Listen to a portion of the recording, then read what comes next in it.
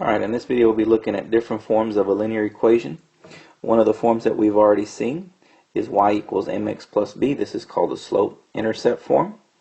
And recall that the m represents our slope and the b represents the y-intercept of the line. So this is one of the forms that we've already looked at. But there are two other forms that we'll be looking at as well. Another form that we'll be using for linear equations is what we call the standard form, and that's ax plus by equals c. First of all, notice how the equation have both x and y on the same side of the equation. Now there's a couple of things that we're going to need to keep in mind when it comes to standard form. First thing is we're not allowed to have any fractions in this equation. Okay, so no 1/2, no 1/3, no 0.5, nothing like that. Next thing we have to keep in mind is that the a value has to be a positive number. So the number in front of x has to be positive. Could be a positive 3, positive 5, positive 12, but it does have to be a positive value.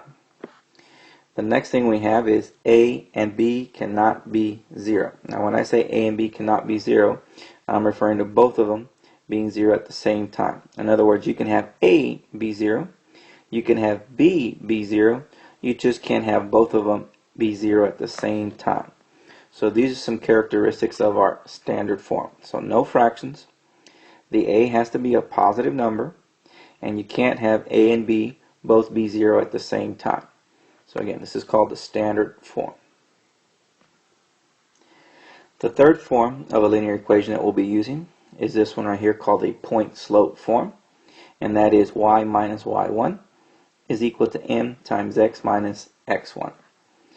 Now, the reason they call this the point-slope form is because that m represents our slope, and we're also going to have a point within that equation, and that point is going to be x of 1, y sub 1.